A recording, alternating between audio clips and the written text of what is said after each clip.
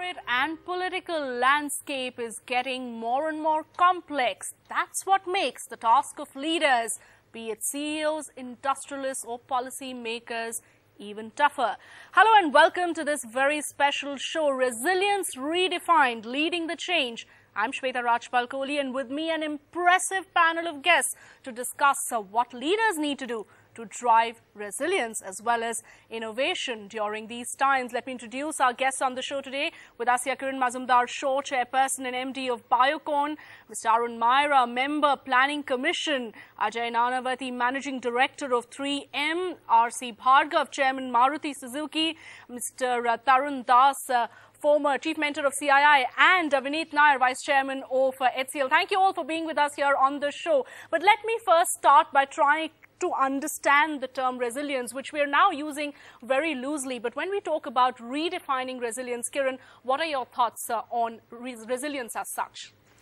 Well, you know, personally, I think, as we were just discussing, I think resilience is a euphemism for survival.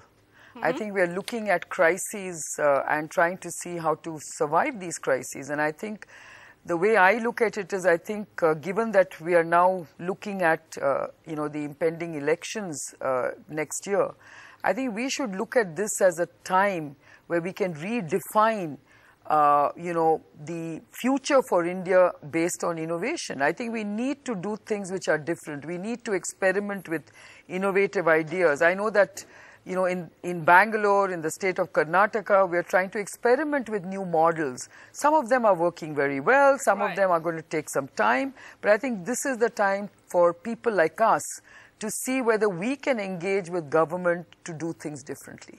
Absolutely, and that's what I'd like Mr. Maira to tell us, because we've seen corporate India engaging in a lot of what we now call government bashing. But many believe that leaders themselves, corporate India on its own, can do a lot more in driving that resilience and innovation. Do you think there's room for leaders to take up this cause and say, you know what, we can make a difference and we'll do it?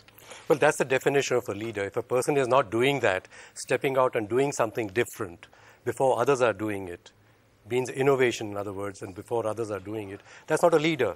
So in fact, we're looking around, I'm looking around and saying those who are not dismayed by the situation and waiting for government to do something and someone else to do something, those are not leaders. We may call them leaders or CEOs. They're not real leaders. The leaders are those people who are also telling the government that they're not doing the right thing is also part of leadership. Would you agree? Part of it. Okay. I'm glad you said it's part of it. Telling someone else what that other person needs to do is a very small part of it. Okay. Doing something yourself, that is real leadership. Taking first steps yourself, finding out what it is within your powers to do. And frankly, we don't realize there's a lot in our power to do, especially if we take on board partnerships with others. And maybe even taking government as a partner, like Kiran has mentioned, but certainly civil society as partners in leading change, making new things happen in a new way. Mr. Tarun Das, you've engaged with the corporate world for a very, very long time. How are you reading the current environment? Because on one hand, you're seeing the trust deficit between the government and India Inc. really increasing. On the other hand, there are enough and many who are saying corporate India can do its bit. It can engage with civil society and lead that change. I hate to say this, but I agree with Arun Maira. Okay. Because I feel there is a big gap between business and society today. And that is coming out of what business is doing or business is not doing. And I think we need to have much greater quality of leadership from business in terms of understanding the country in which they are functioning, understanding the challenges that this country is facing, and then going beyond business, you know, getting involved with society. Right. Being a better employer. I'm sure Kedo Bhargava will talk about that, and also Vineet. Being much less ostentatious in your lifestyle, which is, you know, right in the face of everybody. I think there's a whole new agenda for business leadership here in this context. And let's not tell the government what to do. I think they know what to do. What we need to tell anybody is how to do it. Okay. Because the difficult part is how to do it. And we need to focus on the how and the when and the where and who will do it. And I think I've always believed in change from outside government, and that's what I've worked for and lived for. I think we can bring change in this country from outside government. Okay, that's a very important thought that we're going to take forward. But Mr. Vineet Nayar, now I'd like you to, in fact, take forward the entire idea of bringing about change from outside. You know, the fact that we don't necessarily need policies. At the same time, do you believe that policies can actually hinder the task of a leader? Before we go there, I think this is a great question you're asking in terms of how do we bring about change, right? Right. So change always takes place in 3 steps. Huge amount of unsatisfaction or dissatisfaction with the current state, a vision of tomorrow which is very compelling, and small steps to get from here to there. We are in a very interesting stage. The more dissatisfied the population of billion people becomes, the more opportunity in 2014 for us to elect the right government with the right mandate. It's not just the right government. And therefore, all the uncertainty, all the debate, all the crisis, and all the noise I see in corporate world and in real world, I'm encouraged by it, because I think we will take the right decision when the right time comes. The second is, you're rightly saying in terms of what is the role of corporate India in times of uncertainty. And leadership is about leading in uncertain times. Sure. If you cannot lead in uncertain times, then we don't need leaders. We have excuses floating around in the world today. The leaders have to step up their game and saying, come rain, come sunshine, whatever it is, I need to be able to deliver growth. Now, there are enough opportunities to deliver growth, either through macroeconomic growth or through market share growth. And therefore, just saying that the government policies, they are not doing enough and that is not resulting in growth, I think is an excuse culture. And we as leaders have to get over that and bring innovation to bear, which we will talk about, in terms of driving that change. And the last factor is we need a couple of heroes. Sure. We need a couple of political heroes, we need a couple of corporate heroes, we need a couple of role models who are embracing this and demonstrating to us that this can be done. The rest will automatically follow them, and then the material change will happen, which we want to happen.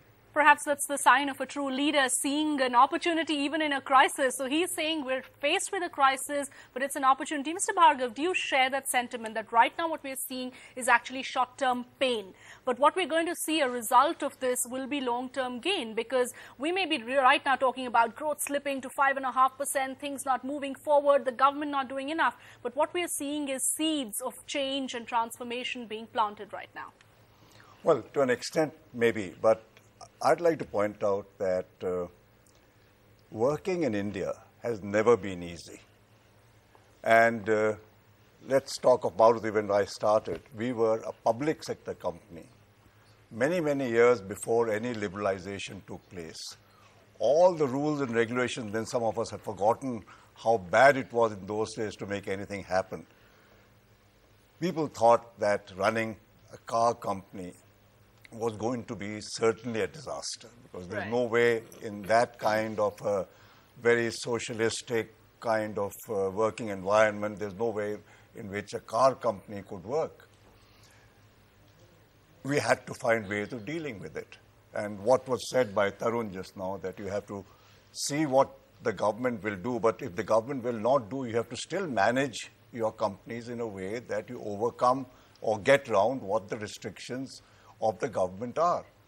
And we could build Maruti despite all the handicaps which existed of a public sector, of a non-liberalized economy, right from 1983 till 1991, when changes started to take place. But have times changed now, is the question. Is it any different now? Has it become tougher for a leader? No, I think even today, right, the task of a corporate leader is certainly to make sure that his company or her company manages to keep growing and doing better, and not, give up and say, look, everything is so difficult, I can't do anything. Right. Because it is possible, even in this environment, to keep doing things to make your company grow and prosper and do better than before. Whether it's cost cutting, whether it's improving technology, whether it is getting your workers more aligned to what you want to do, whether it's improving your marketing setup, whether improving your public relations and your dealings with the public, giving them better value for money. None of that has anything to do with government. The handicaps of infrastructure and the inspectorage and different government agencies hassling you at times have always been there.